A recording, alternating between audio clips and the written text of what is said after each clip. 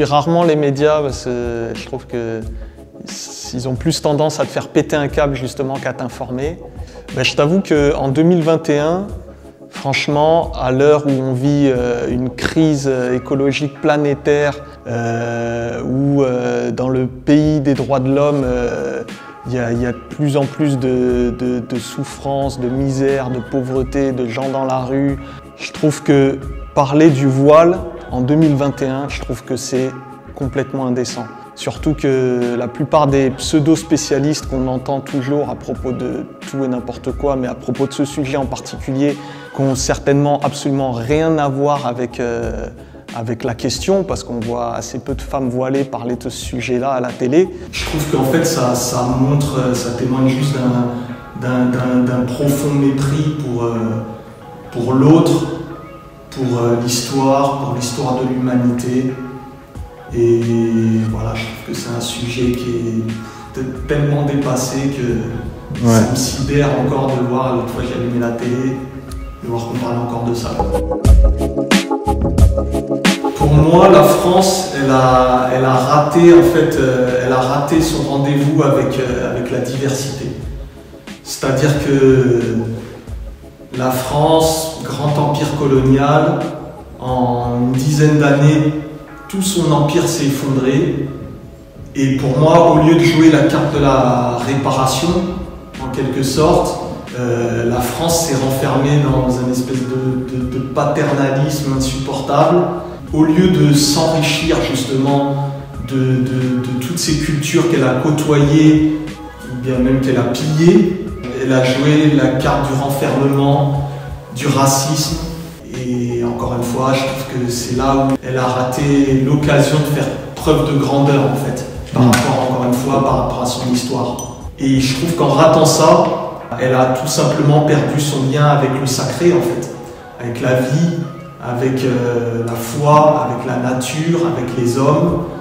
Et aujourd'hui, la seule chose qui compte, d'ailleurs notre président nous l'a gentiment rappelé, c'est de sauver l'économie. Ça, les pauvres, ils peuvent mourir, les vieux aussi, les jeunes aussi.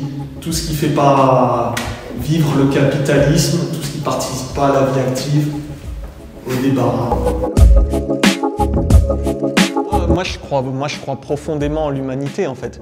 Tout ce que je raconte là quand je dis la France, je parle bien sûr d'une élite, d'un pouvoir qui nous dirige en fait, qui crée les lois, qui choisit quoi, les dirigeants, les donneurs d'ordre.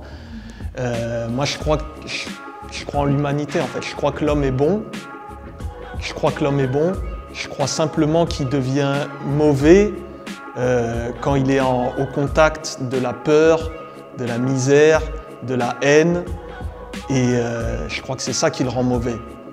Mais si on peut rendre un homme mauvais au contact de la peur, de la misère, de la haine, ça veut dire qu'on peut aussi le rendre bon en lui offrant de la beauté, de l'empathie, de l'amour. Et voilà, moi je crois en ça.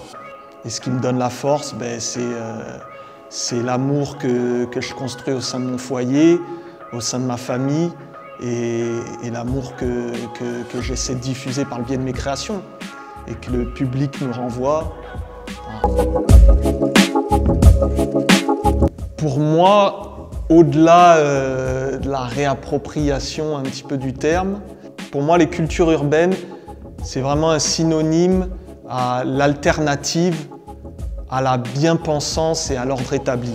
Quelque part, on vit dans une société, en fait, dans une société du mérite, qui est validée par des diplômes. Tout ce système de diplômes, d'études, finalement, il fait que confirmer un espèce de statut socio-culturel auquel tu appartiens. Pour moi, la force du street art, c'est que justement, elle offre un nouveau paradigme qui est basé sur des notions de valorisation de soi, de validation de ses acquis par ses pairs et par la transmission.